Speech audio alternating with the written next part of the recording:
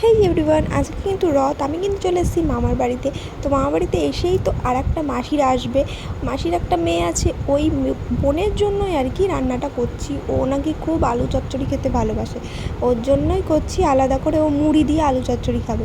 তো ওরা আসার আগে কিন্তু আমি নিজেই মুড়ি নিয়ে খাওয়া শুরু করে দিলাম, কারণ আমারও খুব খিদে পেয়ে গেছিলো। তো দেখছো চানাচুর দিয়ে আর আলু চচ্চড়ি যেটা আমি করেছি ওটা দিয়ে খেয়ে এখন যাবো মামাকে ভাত দিতে, আমি আর মাসি। তো এই রোদ্দুরের মধ্যে তো বেরিয়েছি, যেতে যেতেই কিন্তু বোনের সাথে দেখা হয়ে যায়। ওকে দিয়েই পাঠিয়ে দিই মামাবাড়িতে, কারণ ও সাইকেল নিয়েছিল, ও পড়তে গেছিলো। তারপরে তাড়াতাড়ি করে বাড়ি গিয়ে স্নান ধান করে রেডি হয়ে, মানে রেডি বলতে কি, আমরা রথ দেখতে যাবো না, তাই জন্য কিন্তু রেডি হয়ে আমরা সবাই মিলে চলে এসেছি। এই যে দেখছো আমার বোন এসেছে, বোন, মামি। আর এই যে রোদ্দুরের মধ্যে আমরা একটা ছাতা নিয়ে আসিনি, আর আমার ওড়নাটা যা পাতলা দেখছো, ওড়নাটা মাথায় নিতে যাচ্ছি। তাই এই পরপর 3-4 বছর না আমি ভিন্নগরে রথই দেখিনি, কারণ মামাবাড়িতেই চলে আসি। কারণ হবিপুরে রথটা খুব ভালো হয় আর খুব নাম করা স্কনের রথটা আমরা প্রতিবারই দেখতে আসি। আর আমি তো, আমার মা বাবা না আসলেও আমি আগে আসি।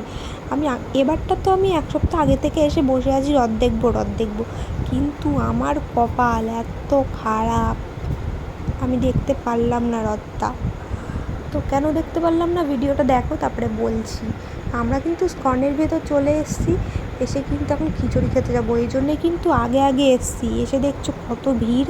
আমরা কিন্তু 12:30টার পরে, মানে আসবো বলছি 12টা 12:30টায়, যাতে তাড়াতাড়ি একটু মানে লাইন পাবো খিচুড়ি খাওয়ার। কিন্তু আমাদের কিন্তু রেডি হয়ে আস্তে আস্তে 2টো বেজে গেছে।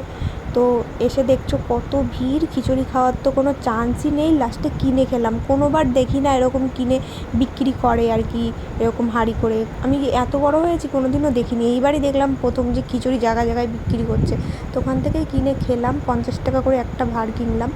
মানে তারপরে কিন্তু এসে আমরা আইসক্রিম খাচ্ছি, মামার দোকানে এসে বসছি, কারণ আমার মামার দোকানটার পাশেই।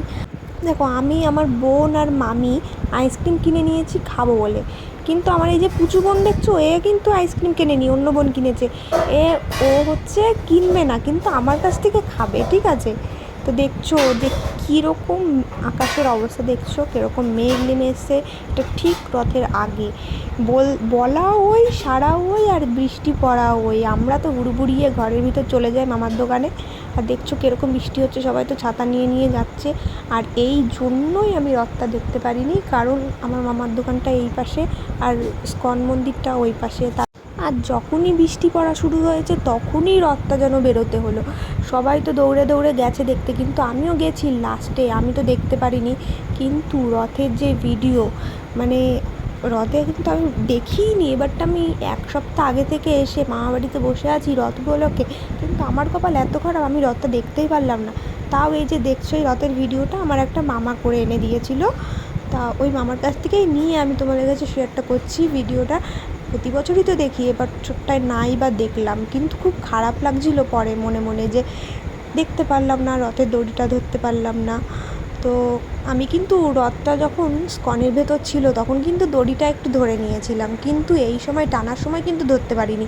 দেখছো কত ভিড়, আমাদের এখানে খুব ভালো হয় হবিপুরে বলতে গেলে। আমার মামা বাড়িতে প্রতিবারই কিন্তু দেখি, আমি প্রতিবারই আসি। এর আগের বার আমার বান্ধবীরাও এসেছিলো আমার সাথে, এইবারও এসছে, কিন্তু ও তো আরও, ওর কপাল খারাপ যে আমি যাও বা মানে এই ভিডিওতে দেখছি। আর একটু দেখেছি টুকটাক, পেছন থেকে চলে গেছে, তারপর দেখেছি। ও তাও দেখতে পারিনি, ও বাড়ির থেকে বেরিয়েছেই 3:30টার সময়, আর 3:30টার সময়ই রথ চলে গেছে।